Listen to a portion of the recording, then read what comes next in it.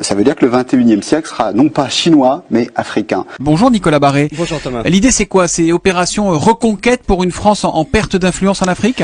Vous savez, l'enjeu est le suivant. On dit souvent que le 21e siècle sera chinois.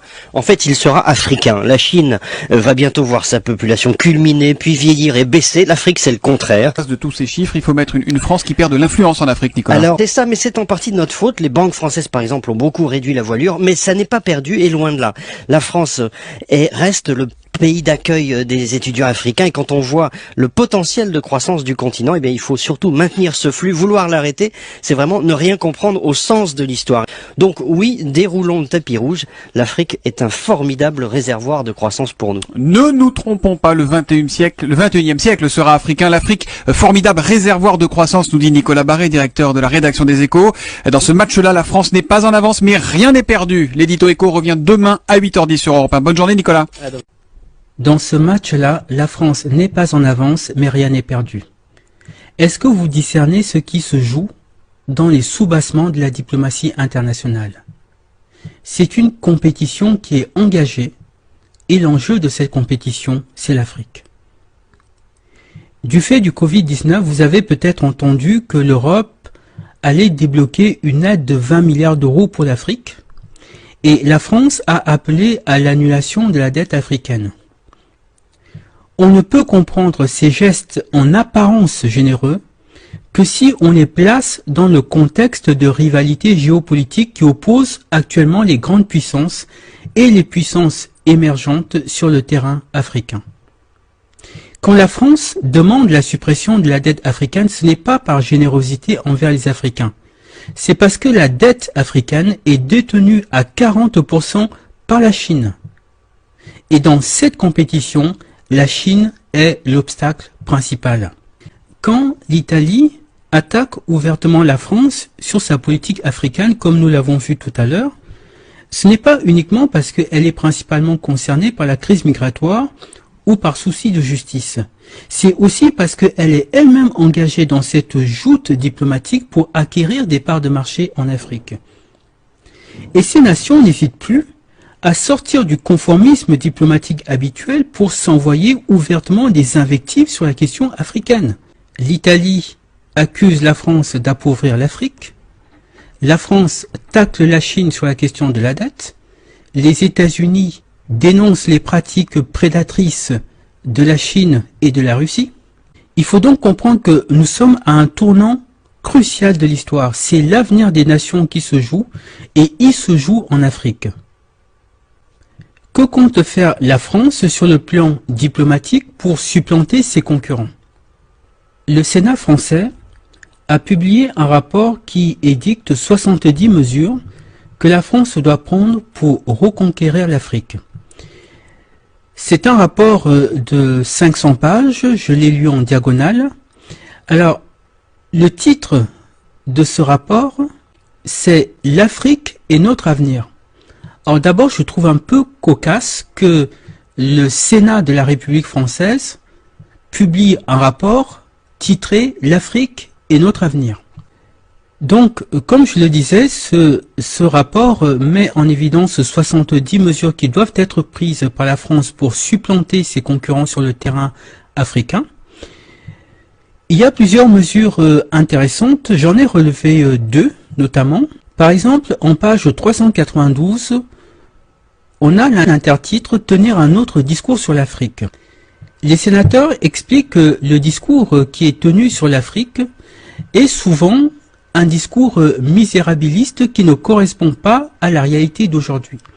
Et qu'il faudrait maintenant changer ce discours et rappeler que ce n'est pas seulement l'Afrique qui a besoin de la France, c'est aussi la France qui a besoin de l'Afrique. Et que ça doit être maintenant dit. Il s'agit de quitter le vieux récit sur une Afrique du passé et de susciter, selon l'expression plusieurs fois évoquée, un besoin d'Afrique qui soit le pendant d'une demande de France.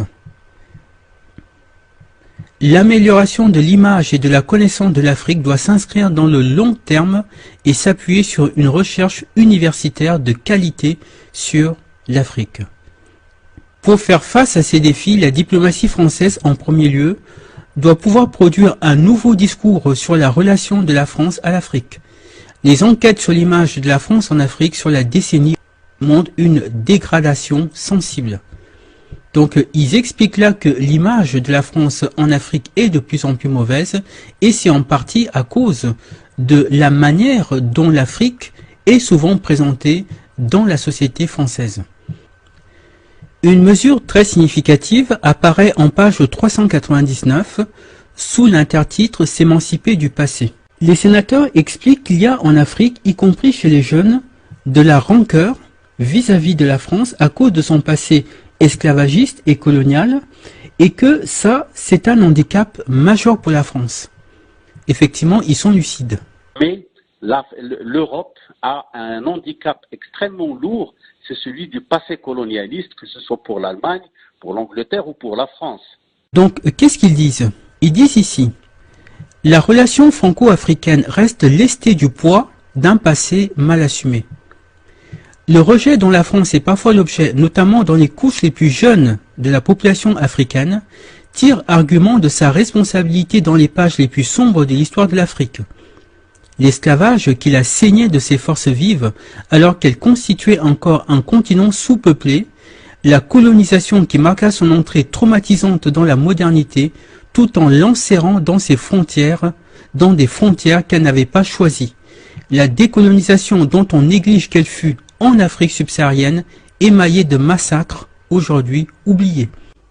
Donc le Sénat reconnaît ici que la France a commis des crimes dans ces colonies, cite 3 exemples ici, avec 3 petits points, montrant que des massacres, il y en a quand même eu pas mal.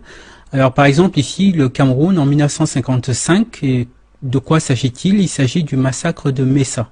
C'est-à-dire qu'un colon français avait tué un jeune adolescent camerounais, c'était un crime gratuit, sans doute raciste, et 3 jours plus tard, des centaines ou des milliers de citoyens camerounais, on ne sait pas trop, se sont rassemblés devant l'hôpital pour exiger qu'on leur rende le corps de cet adolescent. Mais les colons français ne voulaient pas rendre le corps. Donc, comme la foule refusait de se disperser, ils ont fait appel à l'armée française, et l'armée française a tiré dans le tas, et ça a été un véritable carnage. Il y a eu énormément de morts. Donc là, le Sénat dit, cette histoire est peu et mal connue dans la société française. Certains événements douloureux dans lesquels notre pays n'a pas eu le beau rôle font encore débat et ne sont pas entrés dans l'histoire officielle, si tant est que ce terme ait un sens. Effectivement, les massacres que la France a commis sur le sol africain, effectivement, ces massacres-là n'apparaissent pas dans les livres d'histoire français. Un peu plus loin, il cite d'autres exemples, par exemple le massacre de Thiaroye. Alors qu'est-ce que c'est? Le massacre de Thiaroye concerne ce qu'on appelait les tirailleurs sénégalais. Après la libération de la France a refusé de payer leur solde à ces tirailleurs qui étaient venus combattre pour la France. Et donc, ils ont décidé de manifester pour exiger que la France respecte ses engagements.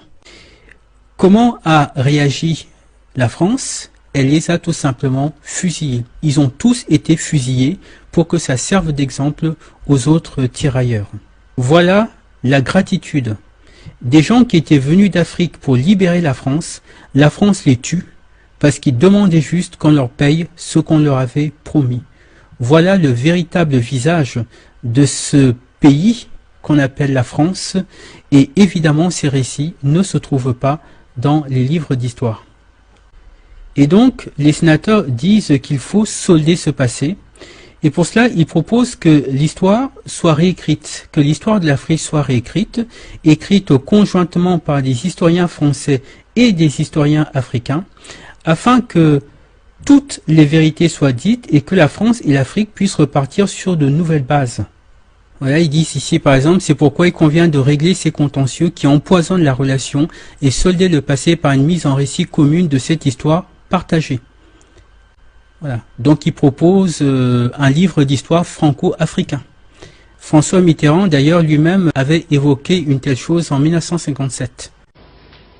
C'est pourquoi je crois que la France, notre pays, malgré d'admirables réalisations, n'a pas su à temps, dans ses institutions et dans sa politique, prévoir et s'adapter.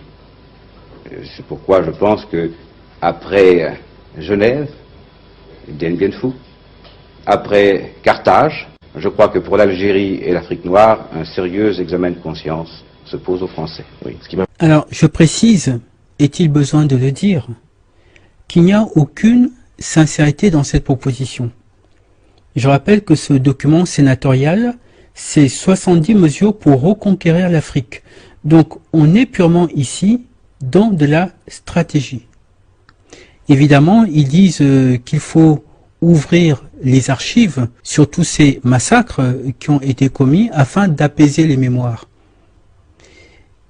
Mais je rappelle quand même une chose.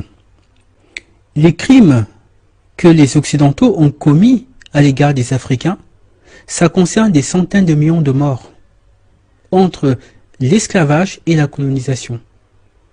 Pour cela, il ne peut pas y avoir de pardon. C'est impossible. Ces Africains qui ont été tués, c'était des innocents. Quand on parle d'eux, c'est une mention dans l'histoire. En telle année, il y a eu un massacre à tel endroit, mais ces gens, c'était des hommes, des femmes, des enfants, qui avaient un nom, qui avaient un vécu, qui avaient des rêves, qui avaient une âme. Et sous l'esclavage, le crime qu'ils ont commis, c'est d'être noirs. Et sous la colonisation, le crime qu'ils ont commis, c'était de vivre sur un continent dont les Occidentaux enviaient les richesses. Et ces gens n'ont jamais obtenu justice, donc il ne peut pas y avoir de pardon. Ceux qui disent qu'il faut tourner la page du passé, ce sont justement ceux qui sont du côté des bourreaux et qui ont besoin, toujours, d'exploiter les richesses de ce continent.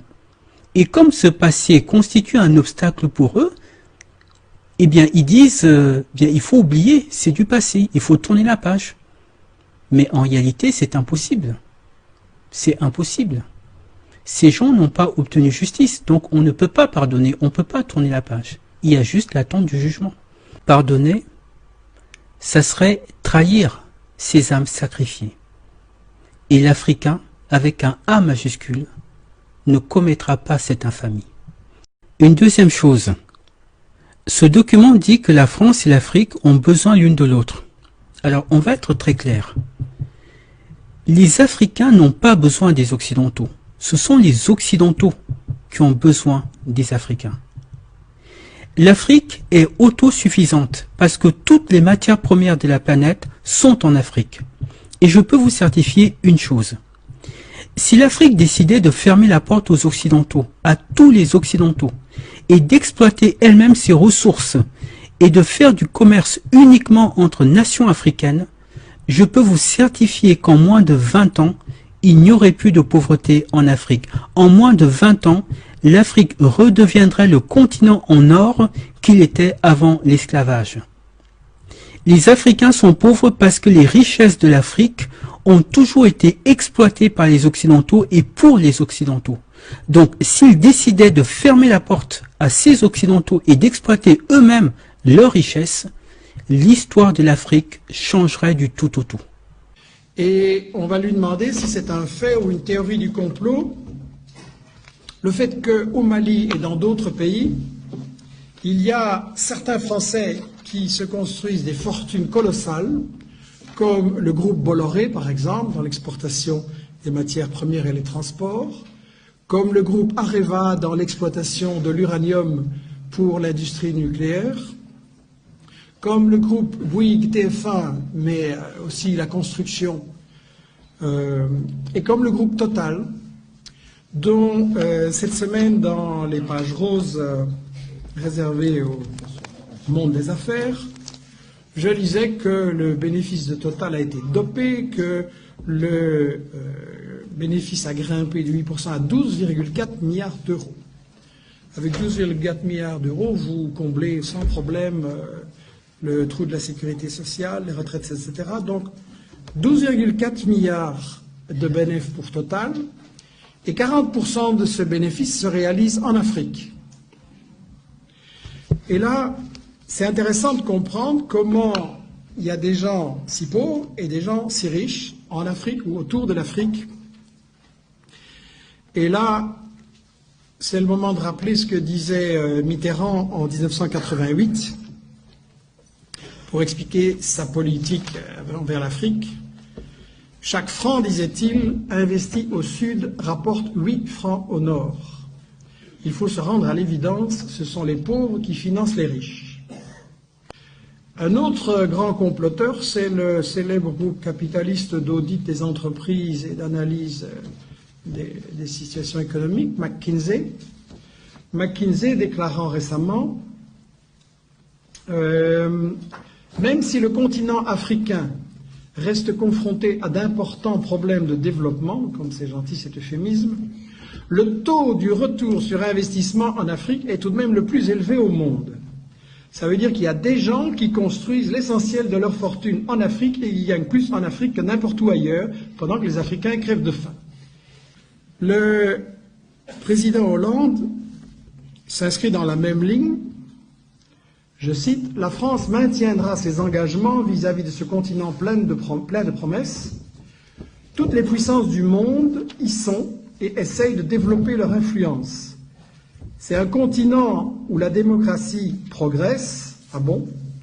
Parce qu'on avait remarqué dans le soutien aux dictateurs du Tchad, du Gabon, dans le coup d'État en Côte d'Ivoire où la France a bombardé le palais présidentiel et en Afrique et au Congo aussi, justement, où la France soutient des milices pour empêcher le Congo d'exercer sa souveraineté. Mais bon, Hollande continue.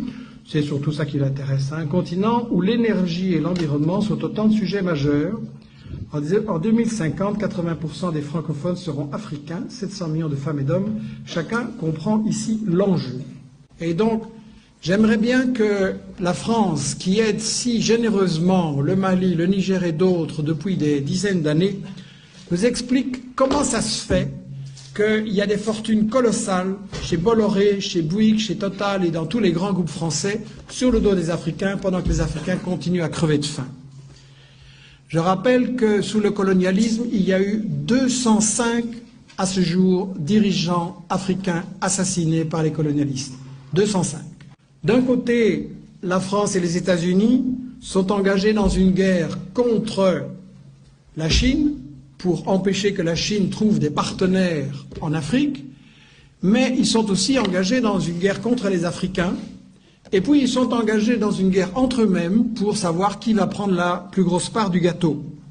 La guerre contre les Africains, il doit être dit clairement que tout ce qui se passe en Libye, au Mali, en Côte d'Ivoire, au Congo, au Cameroun et dans toute une série de pays où on nous présente chaque fois des conflits qui sont isolés mais qui sont en réalité les différents éléments de la même guerre pour l'Afrique, c'est une guerre contre les Africains, c'est une guerre contre l'indépendance de l'Afrique. Je referme la parenthèse. Mais ces documents, celui du Sénat et celui de l'Assemblée nationale que nous avons vu tout à l'heure, montrent que le Parlement français est conscient que c'est l'avenir qui est en train de se jouer. Si la France perd l'Afrique, comme le disait François Mitterrand, elle n'aura pas d'histoire au XXIe siècle. C'est une puissance déclinante, c'est une société vieillissante, et si elle continue à perdre l'Afrique au détriment de la Chine et des autres, elle va tout naturellement, progressivement disparaître. Donc, la compétition se fait sur le plan diplomatique et économique, mais elle commence et de plus en plus à se faire également sur le plan militaire. Toutes ces nations établissent des bases militaires en Afrique sous de faux prétextes, et il n'y a jamais eu un tel déploiement d'armées étrangères sur le sol africain depuis la fin de la Seconde Guerre mondiale. Que se passe-t-il ?